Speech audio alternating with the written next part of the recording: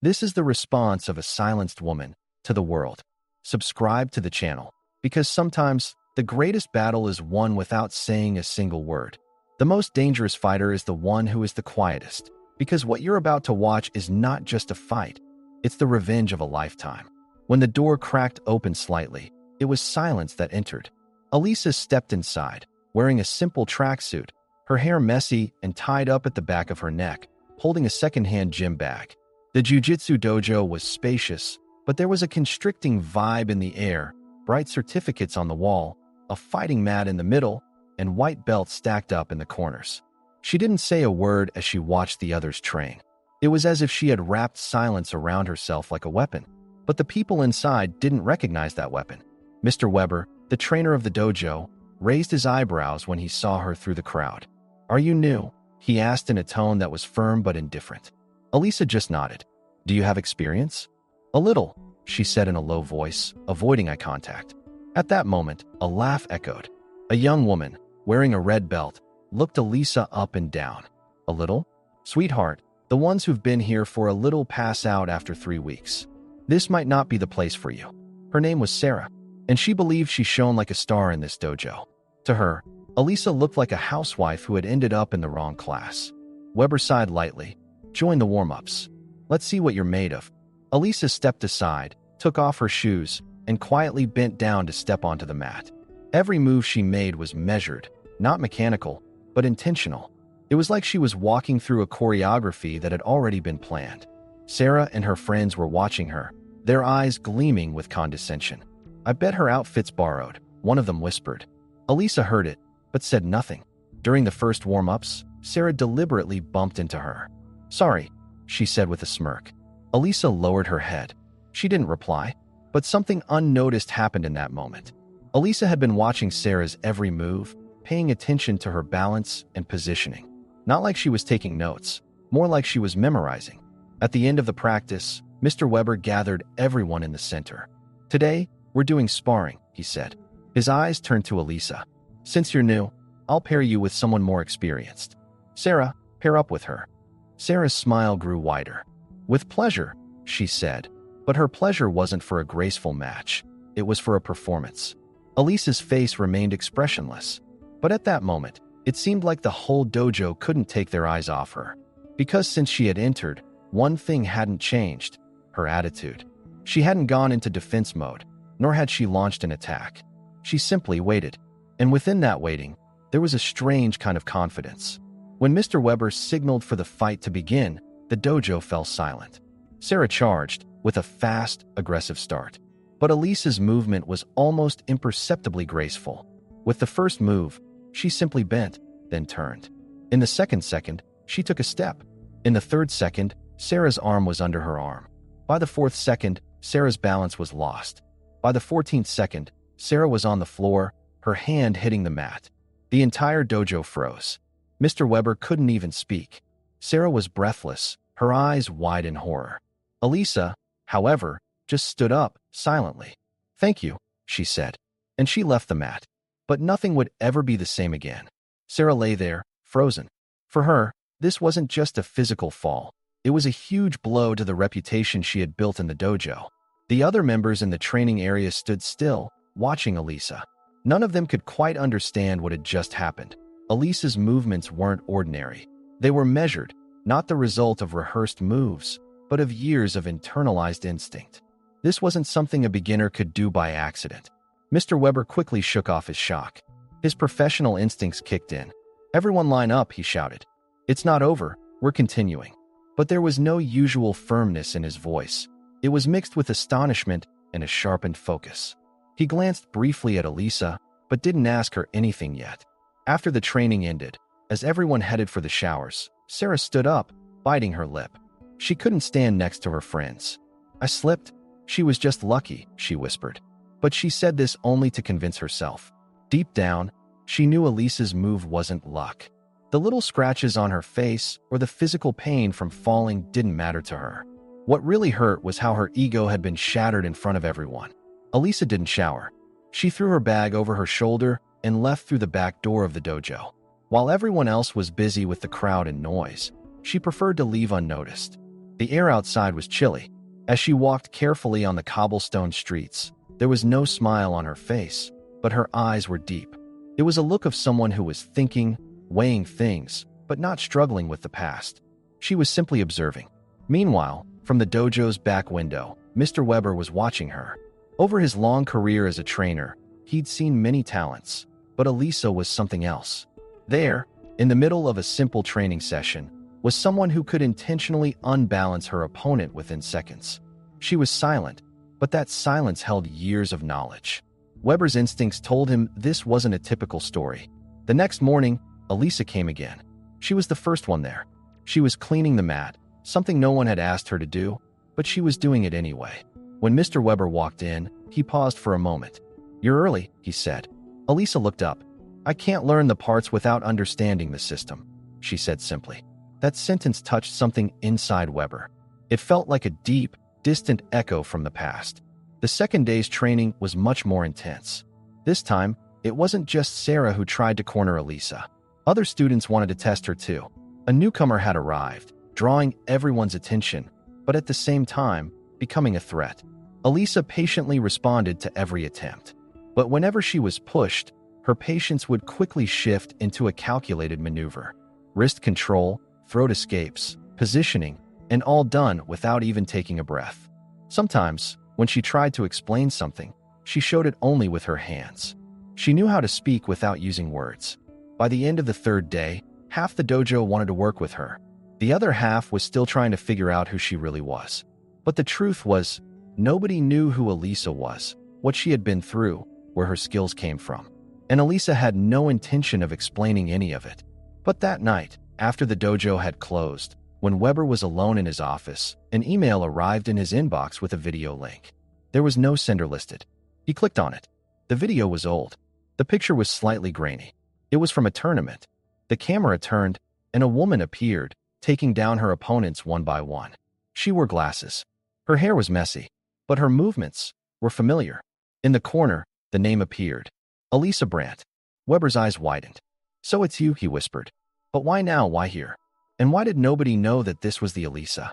The answer was simple. Elisa had been reborn. But this time, not for applause. For reckoning. Mr. Weber was watching the video again and again in his office. With each viewing, the details became clearer, and he could visualize Elisa's techniques in his mind. This wasn't the work of an ordinary amateur. These were the movements of someone who had been trained within a system, someone who had competed at national or perhaps international levels. But there was a contradiction. Why would such a skilled athlete be here, starting over anonymously in this small dojo? And why did she seem to have no trace of her past? Weber didn't want to pressure Elisa to reveal more about herself. Instead, the next day, he offered her an impromptu private lesson. "If you want, we can work together this morning. Let's review some techniques," he said, before the training session. Elisa paused for a moment, her gaze meeting his eyes. "Are you trying to test me?" Weber shook his head. "No, I just want to get to know you." When they stepped onto the mat, Weber made the first move. It was slow and controlled. Elisa responded. The first few minutes were just rhythm, like a dance between two masters. But then Weber picked up the pace. Stances, lock attempts, sudden moves, and each time, Elisa responded as if she were 3 moves ahead on a chessboard. 5 minutes in, Weber raised his hands. "Enough," he said, out of breath. "You've already surpassed this level." Elisa silently nodded. "Sometimes, you have to start over. Before your old life kills you." That sentence struck Weber's mind like a nail. His serious expression softened. He didn't ask any more questions. That day, he began to respect Elisa. He was no longer a trainer. He was more like a witness.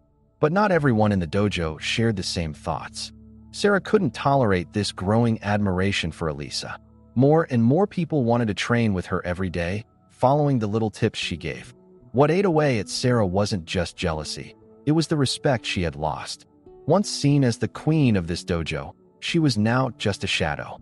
Elisa, without saying a word, was managing to captivate everyone. One night, Sarah reached out to some of her connections. An old friend of hers was a tournament manager. She sent him a picture of Elisa. "Do you know this woman?" The reply came in a single word: legend. A cold sensation washed over Sarah. But at the same time, a devilish idea was born in her mind. The following week, a guest observer arrived at the dojo. He wasn't tall or particularly eye-catching.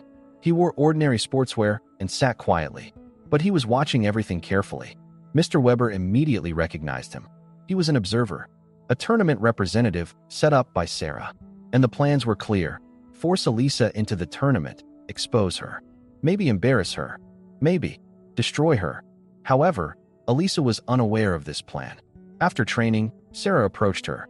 "There's a special exhibition fight next week. Will you join?" Elisa looked up. "Is it official?" Sarah grinned as she replied, "Semi-official, but there will be important people in the audience. Of course, only if you're brave enough." Elisa's expression didn't change, but a spark appeared in her eyes. "Bravery isn't a choice for me," she said. "I have no other option." In that moment, doubt crept into Sarah. Because Elisa's words didn't sound like a challenge, they felt more like an oath. As the exhibition day approached, the atmosphere inside the dojo had completely shifted. Normally, routine training sessions were now filled with whispers and secretive glances. Everyone was talking about whether Elisa would fight or not. Some had started openly admiring her, others were still skeptical. But they all had one thing in common: they wanted to watch her. It didn't matter what happened, they wanted to see Elisa's fight. There was something indescribable in her movements. It wasn't just mastery, it was as though she was reclaiming something every time. Like every opponent was a piece of the past, and Elisa was silencing them one by one. Mr. Weber hadn't approached Elisa during the preparations, out of respect, but deep down, he knew that this exhibition was something Elisa didn't want. He remained silent to avoid pushing her. However, Sarah's game had already begun. When the exhibition day arrived, the dojo was more crowded than ever. Normally, on training days when only the members came, there were now unfamiliar faces. The tournament representative was sitting in one of the chairs, accompanied by a few other officials. Names were written in their notebooks, camera recordings were set up. Everything seemed like a coincidence, but it was actually a very organized game. When Elisa entered the dojo, all eyes turned to her. She wasn't surprised, nor did she show any tension. Same simple tracksuit, same messy bun. But her eyes were different now. She was aware of something. She could feel the game being played in the dojo. Sarah walked to the center like she was stepping onto a stage. "Are you ready?" she asked, her voice loud, directed to the audience. Elisa lowered her head. "I'm always ready. But you better be ready. Because this isn't a fight. This is a return of memory." At that moment, the air in the dojo froze. The weight of her words affected not only Sarah, but also the spectators. When the fight signal was given, everyone held their breath. The first few seconds were spent with mutual probing. Sarah was fast, strong, technical. But Elisa, she was on an entirely different level. Her steps, her breathing, each turn told a story. As Sarah attacked, Elisa just turned, evaded, changed direction. She wasn't attacking, she was just waiting. Then, Elisa turned. Suddenly, and in one move, she unbalanced Sarah. She brought her down, but she didn't finish it. She didn't climb on her back or lock her wrist. She just stopped. "Aren't you going to finish?" Sarah yelled from the ground. Elisa shook her head. "You're not my enemy. You're just a reflection of me. My real fight isn't here. It already happened." And her eyes shifted to the audience. She locked eyes with the tournament representative across from her. "Do you remember me?" she said loudly. "Years ago, the last-minute changes to the list. You disqualified my opponent and left me out. Do you remember?" "Because I've remembered every night." The dojo fell silent. The tournament representative lowered his head, pretending not to recognize her. But Elisa continued. "I'm Elisa Brandt. I stayed silent back then, but I won't stay silent anymore. Today, I'm not winning by fighting. I'm winning by speaking." A round of applause broke out from the crowd. It was hesitant at first. Then it grew louder, because everyone had realized she wasn't just an athlete. She was a woman standing tall against a broken system. Sarah was still on the ground. She didn't know what to do. Her eyes were filled with tears, because finally, the truth had slapped her in the face. She hadn't just underestimated Elisa. She had ignored the weight Elisa carried. Mr. Weber quietly approached. He looked at Elisa. "Now you're ready," he said. "Ready for what?" "For the world to recognize you again." The applause that echoed through the dojo had faded, but its effect seemed to linger on everyone's skin. The exhibition had long since ended. Elisa had won not by defeating someone, but by turning toward the shadows of her past and walking through them. Now, everyone knew who she was. Elisa Brandt, a legend whose chance to compete had been taken away years ago because of a scandal, pushed out of the system, and whose name had been intentionally erased. But only her name was erased. No one remembered, until that day's exhibition. After the show, the dojo emptied out quickly, but Weber remained in his office. When Elisa knocked on the door, he looked up and smiled. "I knew you'd come," he said. "My voice was too loud today, wasn't it?" "No, Elisa," Weber said. "Today, for the first time, they truly heard you." There was a brief silence. Then, Weber took an envelope from his desk drawer. "This was left for you by one of the Federation representatives who came to watch today." Elisa looked at the envelope, holding it without opening it. "What is it?" "A special invitation to the national championship. They want you on the tournament roster at the last minute. This time, no false promises. Everything's clear. If you want, you have the chance to return." Elisa's eyes lingered on the edge of the envelope. "I've been waiting for this moment for years," she said. "But back then, I was angry, I was bitter. I'm not like that now. Now I'm just clear." Weber didn't say anything, because what Elisa hadn't said was already written in her eyes. When she got home, she threw her bag into the corner and opened her small notebook. Among the pages, a yellowed tournament ticket fell out. On the back was a small note. "You lose not when you've been beaten, but when you leave and give up." It was a sentence she had written for herself years ago. Back then, she had written it for comfort, but now she was reading it for direction. The next morning, when Elisa entered the dojo, everyone stood up. This time, it wasn't out of habit, but out of respect. Even the newcomers gathered around her, watching what she would do. Elisa walked into the dojo without saying a word, chose a corner for herself, and began to warm up quietly. But this time, someone else was with her, Sarah. "I want to train with you today," Sarah said, sincerely. "But this time, to learn." Elisa nodded. "Every battle teaches you something. Today, we can discover it together." And together, they stepped onto the mat. This wasn't a rematch. It was a silent peace between two women, one who had left her ego behind, and the other who had let go of her past. That same evening, Elisa sent her response to the Federation. "I'm not returning, because I was never really gone. I was just invisible. I'm not anymore."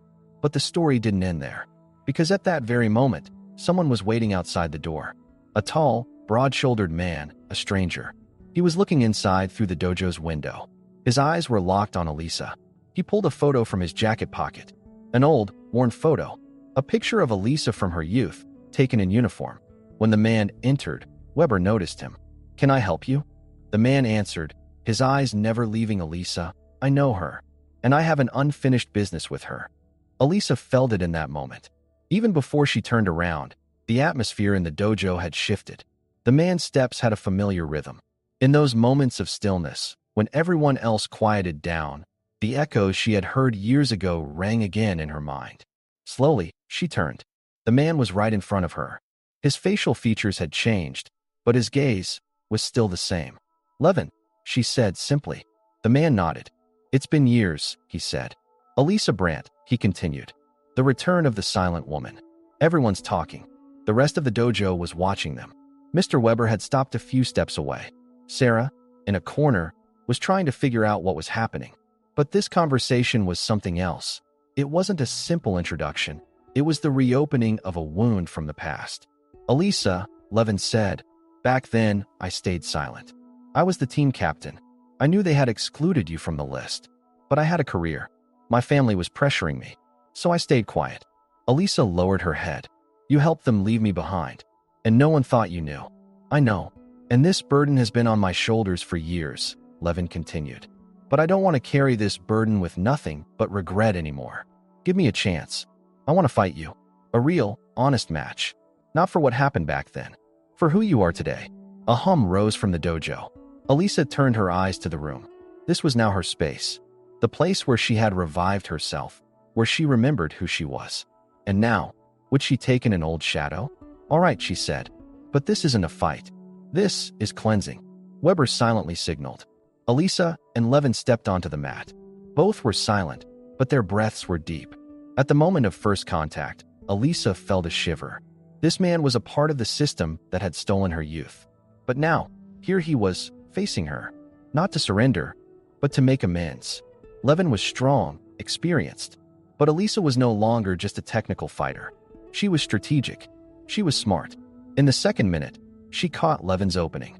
By the fourth minute, she had taken control. By the sixth minute, he was on the ground. But she didn't finish the move. She reached out her hand. Levin stared at her in disbelief. Elisa helped him up. Beating the past isn't about crushing it, she said. It's about accepting it and stepping on it to rise. The dojo erupted into applause. But this applause wasn't for a victory. It was for forgiveness, for closure, for a new beginning. The next day, Elisa hung a small sign at the entrance of the dojo. It had a simple message. This is a place where not only the body is strengthened, but the character as well. Weeks later, Elisa Brandt was no longer just a coach, but a guide who inspired the new generation of fighters. Everyone wanted to train with her. The Federation was still trying to convince her, but Elisa was firm. She wasn't going back. Because she had returned not to a place she didn't belong, but to a life she was meant to live. Sarah had become the assistant coach. Levin was giving seminars to young athletes about honesty. And Weber, he was simply watching with pride. Because sometimes, the quietest women start the greatest revolutions. Sometimes you think you're silent, but you're just gathering strength. And when you speak, the world will never be the same. Subscribe to the channel, because one day, your story might echo too.